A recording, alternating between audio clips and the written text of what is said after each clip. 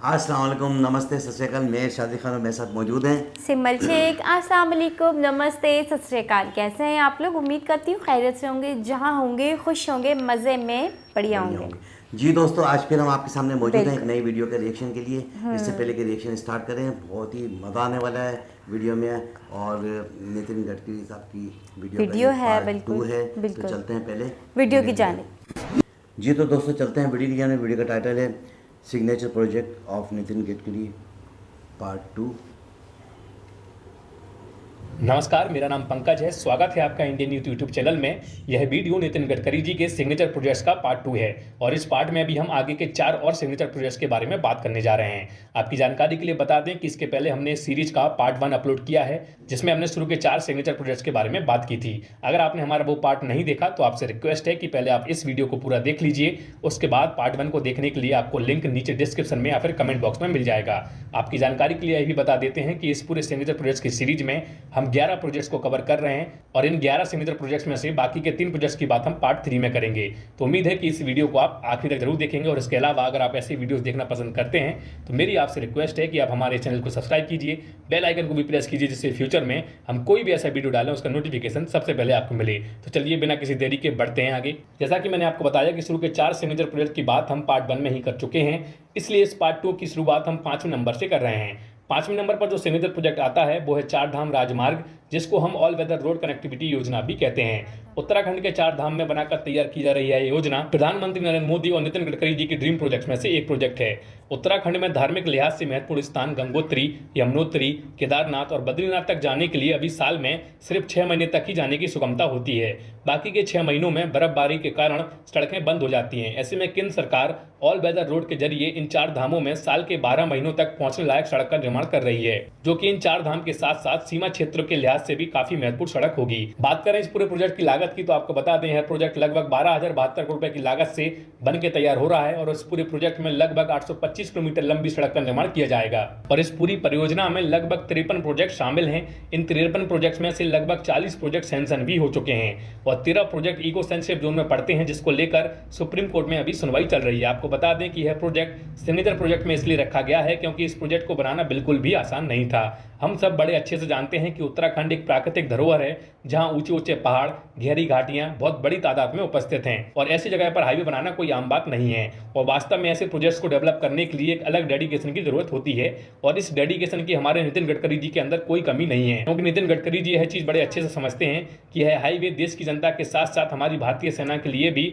बहुत जरूरी है। जैसा कि हम जानते हैं कि उत्तराखंड चीन और नेपाल की सीमा से लगा हुआ राज्य है। ऐसे में सीमा तक फौज को जल्द से जल्द पहुंचाने के लिए भी इस सड़क का निर्माण किया जा रहा है। इस सड़क के निर्माण से भारत की फौज को सीमा तक टैंक और हथियारों के साथ पहुंचने में काफी आसानी होगी और पर्वतीय क्षेत्रों में कनेक्टिविटी भी बढ़ेगी। इसके अलावा पलायन भी भारी संख्या में रुक जाएगा, जिससे रोजगार भी बढ़ेगा। फिलहाल आपको बता दें कि यह प्रोजेक्ट हमेशा से विवादों में रहा है और अभी भी कुछ विवाद इस प्रोजेक्ट को लेकर चल रहे हैं, जिससे कि एक विवाद है सड़क की चौड़ाई को लेकर। ऑल वेदर रूट के तहत बन रही सड़क को केंद्र सरकार 10 मीटर चौड़ी बनाना चाहती है, जिससे कि आर्मी के टैंक से लेकर अन्य आधुनिक हथियार के साथ फौज सीमा पर आसानी से पहुंच सके। लेकिन पर्वतीय क्षेत्र होने के कारण और इको सेंसिटिव जोन होने के कारण सुप्रीम कोर्ट ने 5.5 मीटर सड़क के निर्माण की इजाजत दी है, जिस पर केंद्र सरकार ने सुप्रीम कोर्ट में सड़क के और चौड़ीकरण को लेकर अपील दायर कर रखी है।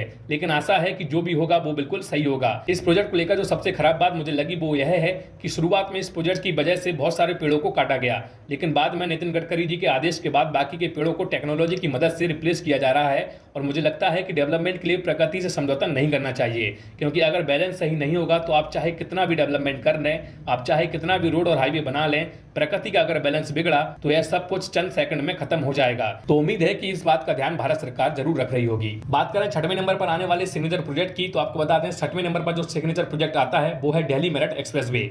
यह एक्सप्रेसवे हमारे देश में सबसे वर्ल्ड क्लास एक्सप्रेसवे में से एक है। यकीन मानिए जब आप इस एक्सप्रेसवे पर सैर करने जाएंगे तब आपको विश्वास नहीं होगा कि आप भारत के किसी एक्सप्रेसवे पर चल रहे हैं, क्योंकि इस एक्सप्रेसवे की बनावट, इसकी चौड़ाई, सुंदरता, टेक्नोलॉजी आदि इतने अलग हैं जो इसके पहले किसी और एक्सप्रेसवे पर देखने को नहीं मिलते। बात करें इस एक्सप्रेसवे की लेंथ की तो आपको बताते हैं एक्सप्रेसवे लगभग 90 किलोमीटर लंबा है और यह एक्सप्रेसवे 14 लेन का है, जिसमें 14 लेनों का निर्माण दिल्ली से दासना तक किया गया है और दासना से मेरठ तक 6 लेन का निर्माण किया गया है। यह एक्सप्रेसवे 2016 से बनना शुरू हुआ था और अप्रैल 2021 में है पूरी तरह पब्लिक के लिए ओपन कर दिया गया। बात करें इस एक्सप्रेसवे में आने वाली लागत की तो आपको बता दें है एक्सप्रेसवे लगभग 7,855.87 करोड़ रुपए की लागत से बनकर तैयार हुआ है। आपको जानकर हैरानी होगी कि इस दिल्ली मेरठ एक्सप्रेसवे को बनाने की तैयारी हमारे देश में 1999 से चली आ रही है। 1999 में जब केंद्र में अटल बिहारी वाजपेयी जी की सरकार थी तब उन्होंने इस प्रोजेक्ट को बनाने की सोची थी, लेकिन कई कारणों की वजह से अटल बिहारी वाजपेयी जी की सरकार में इस पूरे प्रोजेक्ट पर कोई काम नहीं हो पाया। बाद में जब यूपीए शासनकाल में आया तो यूपीए शासनकाल में भी इस पूरे प्रोजेक्ट पर कुछ काम नहीं हुआ, लेकिन 2014 में जैसे ही मोदी सरकार सत्ता में आई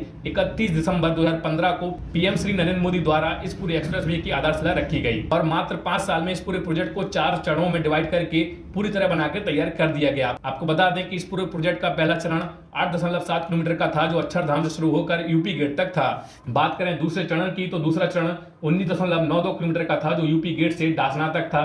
तीसरा चरण 22 किलोमीटर का था जो डासना से हापुड़ तक था और चौथा चरण 46 किलोमीटर का था जो डासना से मेरठ तक बनकर तैयार हुआ है। बात करें इस पूरे एक्सप्रेसवे से होने वाले फायदे की तो आपको बता दें इस पूरे एक्सप्रेसवे की वजह से समय और फ्यूल में तो बचत हुआ ही है, उसके साथ साथ पॉल्यूशन में भी भारी कमी आंकी गई है। जब यह एक्सप्रेसवे बनकर तैयार नहीं हुआ था तब दिल्ली से मेरठ तक जाने के लिए लगभग 2.5 से 3 घंटे का समय लगता था, लेकिन जैसे ही यह एक्सप्रेसवे बनकर तैयार हुआ है दोनों शहरों के बीच यह समय घटकर मात्र 30 से 40 मिनट का रह गया है। बात करें इस पूरे एक्सप्रेसवे के फीचर्स की तो आपको बता दें यह दिल्ली मेरठ एक्सप्रेसवे हमारे भारत का पहला 14 लेन का एक्सप्रेसवे है। इसमें लगभग 28 किलोमीटर लंबा साइकिल ट्रैक भी बनाया गया है जो दिल्ली से दासना के बीच में पड़ता है और इस हाईवे पर 5 फ्लाईओवर 4 अंडरपास भी बनाए गए हैं। यह एक्सप्रेसवे पूरी तरह से सिग्नल फ्री एक्सप्रेसवे है और इस एक्सप्रेसवे के दोनों तरफ वर्टिकल गार्डन को भी विकसित किया गया है जो आपके रास्ते को और ज्यादा मनमोहक बना देते हैं। इसके अलावा दिल्ली मेरठ एक्सप्रेसवे पर सोलर सिस्टम से चलने वाली लाइटें लगी हैं, इससे ऊर्जा की भी काफी बचत होती है।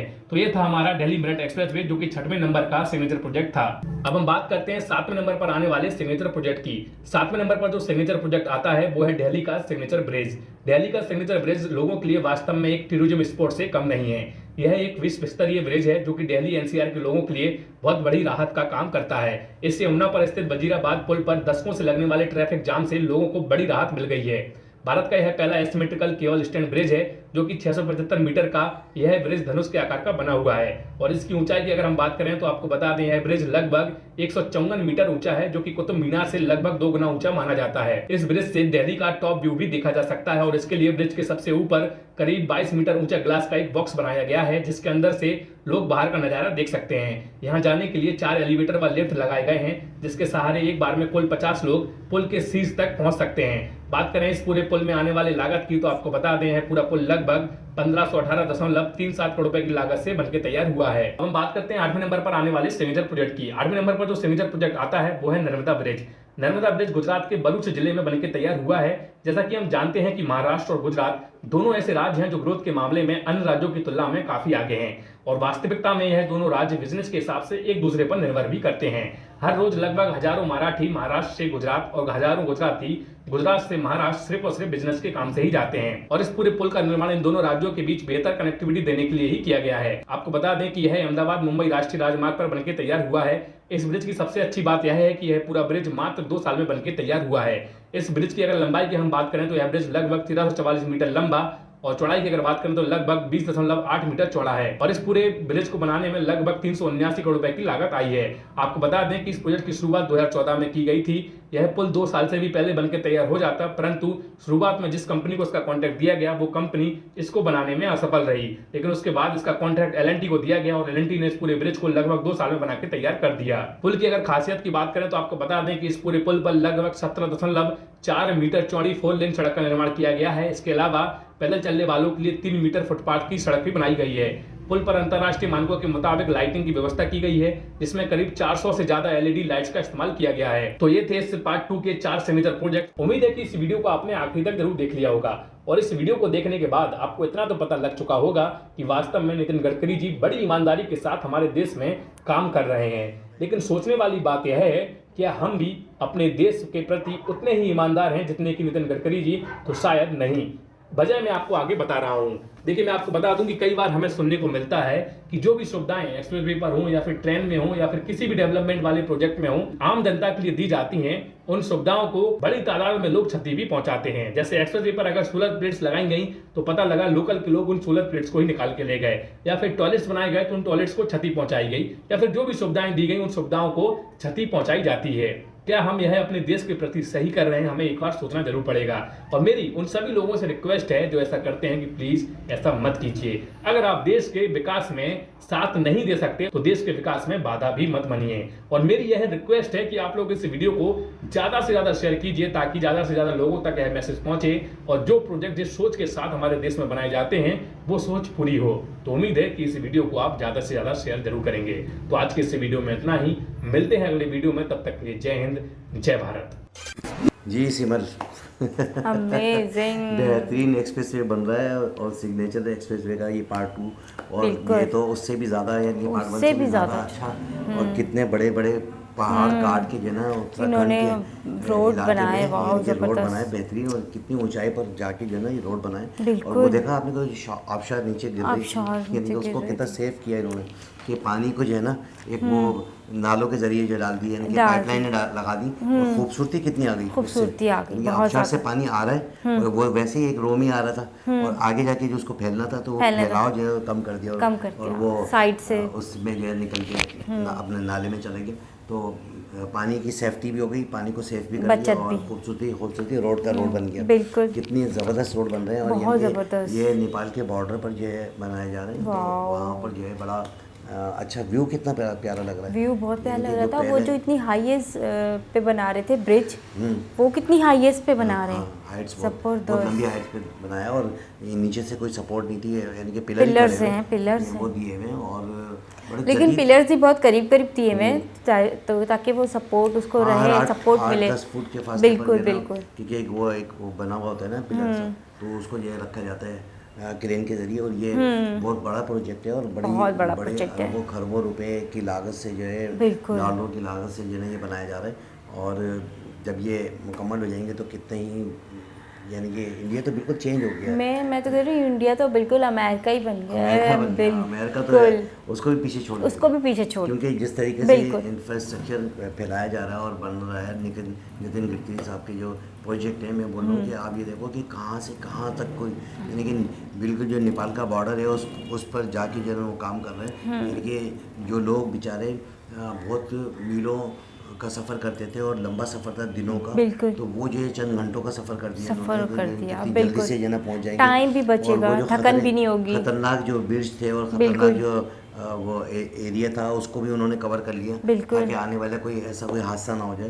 अच्छा, फिर आपने देखा कि जब ये रोड बन रहा है तो उन्होंने सेफ्टी कितनी रखी है, यानी कि 4 फुट की जो दीवार रखी है ऊपर के, ताकि गाड़ी अगर अल्लाह ना करे कोई ऐसा मिस बैलेंस हो जाए तो गाड़ी उसको कोई नुकसान नहीं पहुंचे या इस तरफ ना गिरे, उस पर भी उन्होंने जो है काफ़ी सेफ्टी मार्जिन भी देखा। फिर वो टनल देखा आपने कि टनल कितना लंबा था और वो जो पहाड़ से थे वो उभरे हुए, वो कितना अच्छा व्यू आ रहा है, पहाड़ों के बीच में से रोड जा रहा है ना यूं करके, तो बहुत जबरदस्त था। ये जो चेंज लाए हैं नितिन गडकरी साहब, जबरदस्त चेंज लेकर आए हैं, बिल्कुल वाकई में। लास्ट वीडियो में भी कहा कोई सानी नहीं है इनके प्रोजेक्ट का। और फिर मैंने उस वीडियो में ये भी सुना था कि जो अपोजिशन के जो लोग हैं वो इनकी तारीफ़ करते हैं, और अगर तारीफ़ ना भी करें तो अपने करीब के लोगों में तो जाके बोलते होंगे कि यार इन्होंने कमाल कर दिया, वाकई कमाल ही किया है। बिल्कुल, हाँ बिल्कुल, यानी कि जो पैसे लग रहे हैं वो बिल्कुल कारामत लग रहे हैं। और वैसे भी नितिन गडकरी साहब बोलते हैं कि जब मैं एक रोड बनाता हूँ तो हमारी आमदनी का जरिया स्टार्ट हो जाता है, बिल्कुल, और पैसे की दोबारा शुरू हो जाती है और हमें ज़रूरत नहीं है किसी से पैसे मांगने की, पैसे बहुत हैं, फिर वही पैसे हम दूसरे उसमें लगा देते हैं। अच्छा, ये भी देखें कुदरत का एक निज़ाम है कि कुछ कंट्रीज़ को जो ना कुदरती तौर पे माला माल बना दिया, जैसे कि सऊदीया में तेल निकाल दिया उनको, माला माल हो गए, बंजर ज़मीन थी वो कुछ भी नहीं था, लेकिन तेल निकल गया, कैसे हो गया ना। दुबई में रहने वाले लोग थे कि वही शहरा नज़र आ रहा है और जो ऊँटों पे सफ़र कर रहे हैं, वो पता ये लगा कि नीचे तेल था, तो तेल निकला तो अरबों खरबों बिल्कुल टन जो है निकल चुका है और अभी भी निकल रहा है। लेकिन उन्होंने भी अपनी जो है स्ट्रेटजी चेंज कर दी है, कौमें जो है अपनी जो है ना स्ट्रेटजियाँ चेंज कर रही हैं, मुल्क जो है अपनी रो में जो आगे से आगे बढ़ रहे हैं। एक बिजनेस के ऊपर उन्होंने जो है ना अपना फोकस नहीं किया। पहले तो यूएई में भी ये था ना कि भाई तेल निकल रहा है, हम खा रहे हैं पी रहे हैं, ऐश कर रहे हैं, इतना अरबों खरबों बैलर जो है तेल निकल रहा है, उनका पैसा आ रहेगा। अब उन्होंने भी अपनी चेंज कर दी कि टूरिस्ट आएंगे, यहाँ पर इंडस्ट्रियाँ रहेंगी। और उन्होंने जो अभी हाल ही में हमने एक वीडियो देखी थी, उसमें जो है आइलैंड बना रहे हैं, यानी कि अच्छा। आर्टिफिशियल आइलैंड बना रहे हैं बिल्कुल। समंदर के अंदर समंदर के यानी अंदर कि जाके। इस तरह का कंक्रीट करके काफ़ी सारे तो वो प्रोजेक्ट उनका भी वो भी है मेरे ख्याल से, दुबई में भी है वो। दुबई में बना रहे हैं, लेकिन वो बिल्कुल। भी मुकम्मल नहीं हुआ। और अच्छा। काफ़ी सारा तो आयरलैंड जो है बह भी गए ना, अच्छा। तो वो दोबारा से जो है उस पर काम करना चाहेंगे। तो 2-3 जो है तकरीबन 3 या 4 जो आयरलैंड उन्होंने बना लिए थे, और उस पर जो है वो काफ़ी सारे टूरिस्ट जो है जाके जो है enjoy करके जाते हैं। और इसी तरह यहाँ पर अगर आप देखें इंडिया में, तो इंडिया में भी जो है मैन्युफैक्चरिंग के हवाले से जो है ना मैन्युफैक्चरिंग ज़्यादा हो रही है, और जो है काफ़ी सारी इंडस्ट्रियाँ लग रही हैं, फिर रोडों का इंफ्रास्ट्रक्चर बढ़ रहा है। तो दुनिया की नज़रें जो है इंडिया के ऊपर ये यूँ भी हैं कि भाई खूबसूरत से खूबसूरत रकबे के लिहाज से भी बड़ा है, और दुनिया का जो है दूसरी बड़ी जो है वो है अपना आबादी के लिहाज से दूसरी बड़ी आबादी है। और लाजिम बात है जब ट्रेड ज़्यादा होगी, आबादी बढ़ेगी, तो कंजप्शन भी ज़्यादा होगी, तो बिज़नेस भी बढ़ेगा, बिज़नेस भी बढ़ेगा। दूसरी जो ममालिक हैं वो भी जो है चाहेंगे कि हम इंडिया के साथ जनरल ट्रेड करें। तो इसमें जो मेन किरदार अदा किया वो नितिन गडकरी साहब ने किया, उन्होंने पूरी देश का जो है ना इंफ्रास्ट्रक्चर ही तब्दील कर दिया है, और अपनी एक शहर से, गांव से, विलेज से जो शहर में जाकर चीज़ें बेचनी थी, तो वो चंद मिनटों का सफ़र हो गया, मिनटों का सफ़र मिनटों में तब्दील हो गया।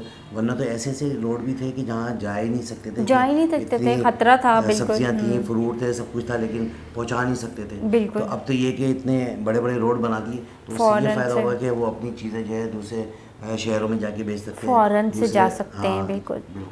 तो दोस्तों आपने देखा कितनी ज़बरदस्त ये वीडियो थी, और कितना बड़ा चेंज लेके आए नितिन गडकरी साहब। इसके साथ ही मुझे और सिमर को इजाज़त दें। हमारे चैनल को लाइक करें, सब्सक्राइब करें, ताकि आने वाली तमाम वीडियो आप तक पहुँचती रहे। अल्लाह हाफिज़।